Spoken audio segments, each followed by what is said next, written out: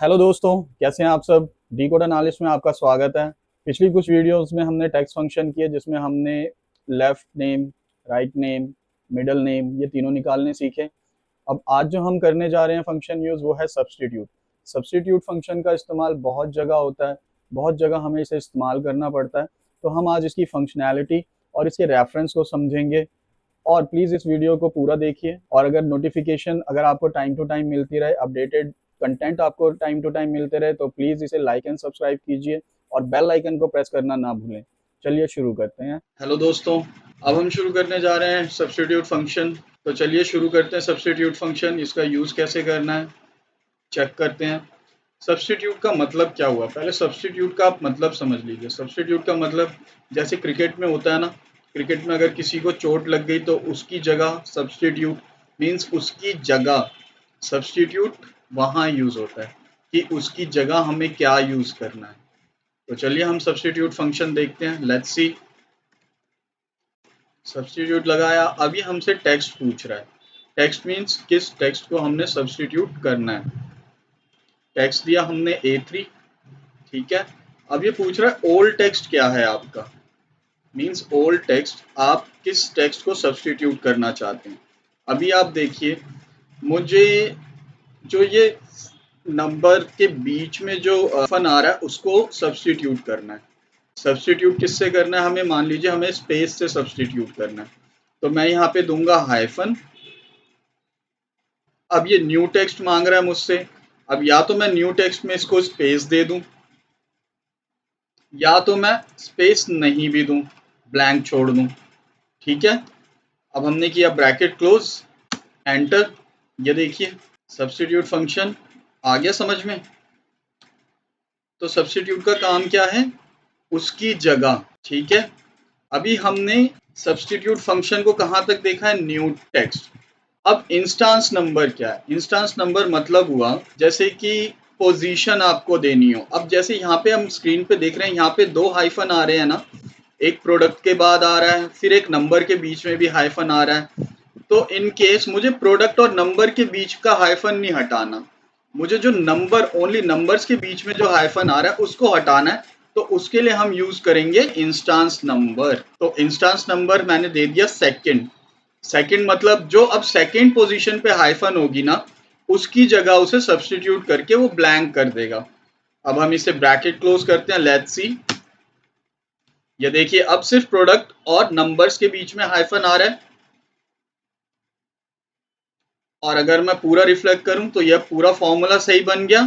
हमारे नंबर्स भी एक साथ आ गए और प्रोडक्ट और नंबर के बीच में भी डिफरेंशिएट हो गया कि कैसे डिफरेंशिएट करना है हमें। चलिए दूसरा एग्जांपल भी देखते हैं। अब इसमें हम सीखेंगे नेस्टेड सब्स्टिट्यूट। नेस्टेड सब्स्टिट्यूट हम कब लगाते हैं, जब हमें अलग अलग चीजें रिप्लेस करनी होती है। जैसे कि हम नेस्टेड यूज करते हैं ना, इसमें हम अलग अलग कंडीशंस डालते हैं, वैसे ही हम नेस्टेड सब्स्टिट्यूट का भी इस्तेमाल करते हैं। अब यहाँ पे देखिए, यहाँ पे अगर आपको दिख रहा हो, यहाँ पे कुछ प्रोडक्ट्स हैं, उसके पहले कुछ नंबर्स हैं, और फिर नंबर्स के प्रोडक्ट के बाद फिर कुछ नंबर्स हैं। अब मुझे क्या करना है कि प्रोडक्ट और नंबर दोनों अलग अलग करने हैं। बट अगर आप इसमें ध्यान से देखिए तो इसमें कोई डीलिमिटर ही नहीं है। अब जहां डीलिमिटर होता वहां पे हम, आपको पता है ना क्या करते, मिड करते, लेफ्ट करते, राइट करते, और हम नंबर और प्रोडक्ट को अलग अलग कर देते। लेकिन प्रॉब्लम तो यही है ना, यहाँ पे अब डिलीमीटर नहीं है। तो डिलीमीटर ना हो उसके लिए हम क्या यूज करेंगे, अब सब्स्टिट्यूट। और सब्स्टिट्यूट में क्या यूज करेंगे, नेस्टेड सब्स्टिट्यूट। अगर अब मुझे सिर्फ प्रोडक्ट निकालना हो इन नंबरों के बीच में से, तो वो हम कैसे निकालेंगे, चलिए देखते हैं। Equal to substitute. अब मैंने ये टेक्स्ट दे दिया, अब ये पूछ रहा है ओल्ड टेक्स्ट। ओल्ड टेक्स्ट क्या है मेरा, 1 है, क्योंकि 1 to 9 नंबर है ना इसमें। अगर मैं सभी नंबर्स को सब्स्टिट्यूट कर दूं तो अब वो कैसे करेंगे, तो वही हम प्रैक्टिस कर रहे हैं, वही हम सीख रहे हैं। चलिए देखते हैं। न्यू टेक्स्ट मैंने दे दिया ब्लैंक। अब इसमें इंस्टांस नंबर पूछ रहा है, तो इंस्टांस नंबर की तो हमें जरूरत नहीं, क्योंकि कोई भी नंबर दोबारा नहीं आ रहा है ना, तो हमें इंस्टांस नंबर नहीं देना। इसकी जगह हम करते हैं ब्रैकेट क्लोज। अब हम आगे लगाते हैं एक और सब्स्टिट्यूट। ओल्ड टेक्स्ट क्या हुआ हमारा, 2, अगेन ब्लैंक, ठीक है, ब्रैकेट क्लोज। अब एक और substitute, 3, comma, blank, bracket close. then again one substitute,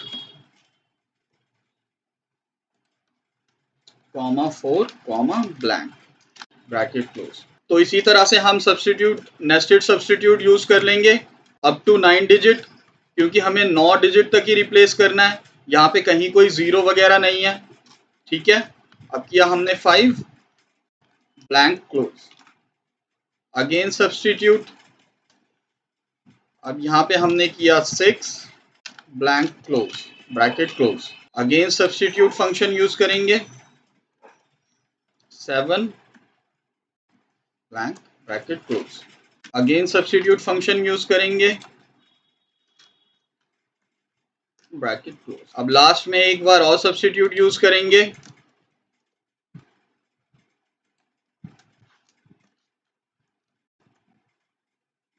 चलिए देखते हैं कि अब हमारा प्रॉब्लम सॉल्व हुआ या नहीं।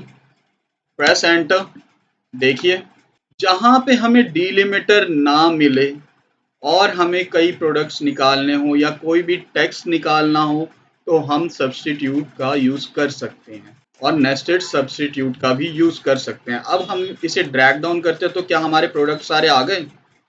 यस, सारे प्रोडक्ट्स आ गए हमारे। अब हमें नंबर निकालना है, नंबर निकालना तो बहुत इजी, आप कहोगे कि इक्वल टू आप सब्स्टिट्यूट लगाओ, टेक्स्ट दे दो, ओल्ड टेक्स्ट हमारे ये हो गया, न्यू टेक्स्ट में हमने डाल दिया ब्लैंक, ब्रैकेट क्लोज, एंटर। अब ये हमारे नंबर सारे अलग अलग सेग्रीगेट हो। तो देखा दोस्तों, सब्स्टिट्यूट फंक्शन यूज करना कितना इजी है विद रेफरेंस। अगर आप फॉर्मूले को समझ के करेंगे, आपका लॉजिक सही होगा, तो रिजल्ट बिल्कुल जरूर 100% जरूर मिलेगा आपको। वीडियो को पूरा देखने के लिए धन्यवाद। Thank you very much.